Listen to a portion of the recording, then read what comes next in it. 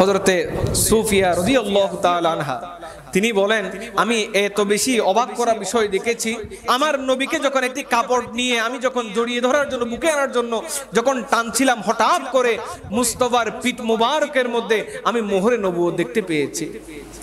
ওই মোহরে নবুয়তটা কেমন? কিতাবের মধ্যে লেখা আছে, ওই মোহরে নবুয়তটা একটি আপেলের মতো লাল মোহরে নবুয়ত পিঠের মধ্যে। এই মোহরে নবুয়তটা দেখে আমি বুঝে ফেলেছি এটি যেমন তেমন কোন নবী নয়, এটি আখিরি নবী, নবী রাহমাতুল লিল আলামিন। বড় করে বলি সুবহানাল্লাহ। এই মোহরে নবুয়তটা কত দামি! আমার নবী সব সময় কাপড় পরিহিত ছিল, কখনো কাপড় পরিধান ছাড়া ঘর থেকে বের হতো না। তো এই মোহরে নবুয়তটা কাউকে দেখা দিত না।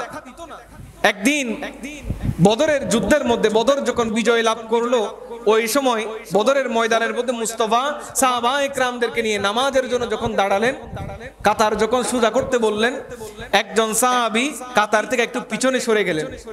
পিছনে যখন দাঁড়িয়ে গেলেন, আমার নবী পিছন থেকে এসে একটি লাঠি দিয়ে তাকে খোঁচা দিল। এই খোঁচাটা খেয়ে ওই ব্যক্তি কোনো কিছু বলে নাই, কাতার সোজা করে ফেলেছে মুস্তাফার বয়ে। তো আখিরি নবী, আমার নবী যখন শেষ অবস্থায় চলে আসলেন, চাহার সোমবার যখন গোসল করে মুস্তাফা যখন সুস্থ হয়ে গেলেন, এই যে বুধবার, বৃহস্পতিবার, শুক্রবারে, জুমার দিন মুস্তাফা যখন খেতাবতের দায়িত্বে এসে বলতে লাগলেন, ওহে আমার সাহাবায়ে কেরামরা, হয়তো আমার জীবনের শেষ, আমার থেকে কেউ কোনো ঋণ পাবে কিনা তোমরা বলো। মুস্তাফা শেষ জুমা বলে, আমার রাসূল, কেউ কোনো ঋণ পাবে কিনা তোমরা বলো, কেউ কারো কোনো কিছু আমার থেকে পাবে কিনা বলো, আজকে আমি নবী রাহমাতুল লিল আলামিন সব কিছু তোমাদেরকে পরিশোধ করে দিব। তো সকল সাহাবী দুই চোখের পানি ছেড়ে দিয়ে বলেন, হয়তো আমার নবী আমাদের থেকে বিদায় নেবেন, হয়তো এই বিদায় আমরা সহ্য করতে পারবো না, আমার নবী আমাদের থেকে বিদায় নেবেন, এই মেসেজটা আমাদের থেকে দিয়ে দিচ্ছেন। আমরা তো সব সময় নবী থেকে নিয়েছি, আমার নবী তো কখনো আমাদের থেকে কিছু নেয়। একজন সাহাবী, ওই যে বদরের ময়দানের মধ্যে যে সাহাবী ছিল, ওই সাহাবী দাঁড়িয়ে গেলেন, মুরব্বী সাহাবী, তিনি বলেন, হুজুর, আপনার থেকে আমি একটি ঋণ পাবো। সাহাবায়ে কেরাম ওই ব্যক্তির দিকে তাকিয়ে আছেন, কি ঋণ পাবে?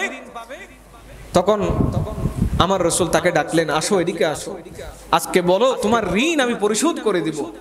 কোন বলে, ইয়া রাসূলুল্লাহ, বিয়াদবি ক্ষমা করবেন, আপনি একবার, দুইবার, তিনবার যখন বলেছেন, এরপরে আমি দাঁড়িয়েছি, গত দুইবার বলার পরেও আমি দাঁড়াইনি, আমি আপনার থেকে একটি ঋণ পাবো। সেটি হচ্ছে, বদরের ময়দানের মধ্যে আপনি যখন বলেছিলেন কাতার সোজা করো, আমি একটি কাতার থেকে পিছনে ছিলাম, আপনি আমাকে পিছন থেকে খোঁচা দিয়ে সামনের মধ্যে এনে দিয়েছিলেন, তো আপনাকে আজকে আমি পিছনে একটি খোঁচা দিব। সুবহানাল্লাহ। সাহাবায়ে কেরামের ভালোবাসা কেমন ছিল! ইয়া রাসূলুল্লাহ, ওই একটি খোঁচা, আপনি আমাকে যে লাঠি দিয়ে গুঁথা দিয়েছিলেন, ওই খোঁচাটা আমার থেকে এখনো মনে আছে, আমি ব্যথা পেয়েছিলাম, ওই পরিশোধ আপনার থেকে করতে হবে, আপনি আমাকে একটা লাঠি এনে দেন, আমি আপনাকে একটা খোঁচা দিয়ে দিব। বেলাল হাবশী রাদিয়াল্লাহু তাআলা আনহুকে বললেন, ওহে বেলাল, যাও ফাতেমার ঘরের মধ্যে যাও, একটি লাঠি আছে, ওই লাঠিটা নিয়ে আসো। হযরতে বেলাল হাবশী রাদিয়াল্লাহু তাআলা মা ফাতেমাতুজ জাহরা রাদিয়াল্লাহু তাআলা আনহার ঘরে গেলেন, ঘরে গিয়ে ওই লাঠি মুবারকটা আনলেন, লাঠি মুবারকটা সাহাবীকে দিলেন। ওই সাহাবী বলেন, ইয়া রাসূলুল্লাহ, আপনি আমাকে অনুমতি দিলে আমি খোঁচা দিতে পারি। বলেন, আমার রাসূল যখন পিছনে ফিরলেন, পিছন থেকে খোঁচা দিবে, এর আগে বলেন, ইয়া রাসূলুল্লাহ, এরকম অবস্থায় হবে না। তো কি রকম হবে?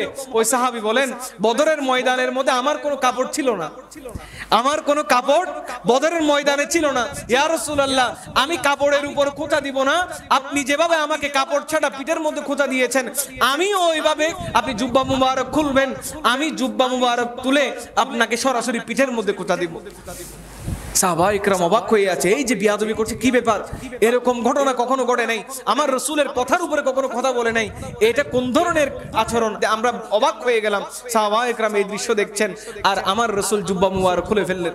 জুব্বা মুবারক যখন খুললেন, মোহরে নবুয়ত যখন দেখলেন, ওই সাহাবী লাঠিটাকে একদিকে ফেলে দিয়ে মোহরে নবুয়তটাকে জড়িয়ে ধরে চুমু দিয়ে দিলেন। সুবহানাল্লাহ। ইয়া রাসূলুল্লাহ, আমাকে বিয়াদবি ক্ষমা করবেন, আমি এতক্ষণ পর্যন্ত এতগুলো বাহানা করেছি একটি কারণে, আপনার মোহরে নবুয়তে চুমু দেওয়ার জন্য।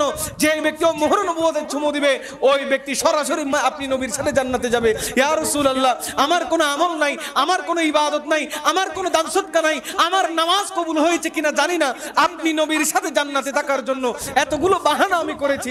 ইয়া রাসূলুল্লাহ, আপনি আমাকে ক্ষমা করে দিবেন, আপনি মোহরে নবুয়তে চুমু দেওয়ার জন্য আমি এতগুলো বাহানা করেছি, আপনার মোহরে নবুয়তে চুমু দিয়েছি, আমি আপনার সাথে জান্নাতে থাকতে চাই। ওটি মোহরে নবুয়ত। হযরতে সুফিয়া রাদিয়াল্লাহু তাআলা আনহা দেখেছিলেন, দেখে তিনি সাথে সাথে ঈমান এনে ফেলেছিলেন।